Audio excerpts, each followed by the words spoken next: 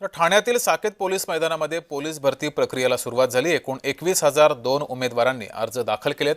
उत्तेजक पदार्थ घेऊन मैदानी चाचणी करणाऱ्या उमेदवाराला बाद केलं गेलं, तसंच त्यावर कायदेशीर कारवाई सुद्धा करण्यात येणार असल्याचं अतिरिक्त पोलीस आयुक्त श्रीकांत पाठक यांनी सांगितलंय।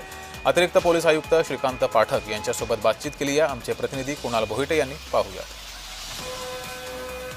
अनेक तरुणांचं स्वप्न असणारी पोलीस भरती प्रक्रिया राज्यभरामध्ये सुरू आहे। मी सध्या ठाण्यातील साकेत पोलीस ग्राउंड या ठिकाणी आहे आणि आपण पाहतोय या ठिकाणी पारदर्शी भरती प्रक्रिया जी आहे ती ग्राउंडवर होताना आपल्याला पाहायला मिळत आहेत। सर्वच उमेदवार जे आहेत ते आपल्या मैदानी चाचणी असेल, त्याचप्रमाणे आयुर्वेदिक चाचणी असेल, या सगळ्या करताना आपल्याला पाहायला मिळत आहेत। आणि माझ्यासोबत अतिरिक्त पोलीस आयुक्त श्रीकांतजी पाठक आहेत। सर, कशा प्रकारे ही भरती प्रक्रिया सुरू आहे आणि या दिवशी किती उमेदवार जे आहेत ते या ठिकाणी उपस्थित झालेले आहेत? आज संपूर्ण महाराष्ट्रात भरती प्रक्रियाची जी मैदानी चाचणी आहे, मैदानी चाचणी आज संपूर्ण कमिशनमध्ये सगळी महाराष्ट्रात सुरू झालेली आहे।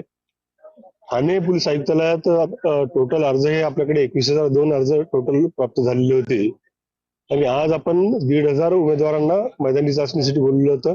आज आणि उद्या 1,500 लोकांना बोलवलेलं आहे आणि परवापासून 2,000 उमेदवार आपल्या मैदानी चाचणीसाठी इथं उपस्थित राहतील। संपूर्णतः पारदर्शक भरती प्रक्रिया जी आहे ते असल्याचं अतिरिक्त पोलीस आयुक्त श्रीकांतजी पाठक सर यांनी सांगितलेलं आहे। त्यामुळे कोणीही प्रलोभनाला बळी पडू नये आणि या पारदर्शी भरती प्रक्रियेमध्ये सहभागी व्हावा असं आवाहन देखील ठाणे पोलीस आयुक्तालयाकडून करण्यात आलेलं आहे। कुणाल भोईटे, जय महाराष्ट्र न्यूज, ठाणे।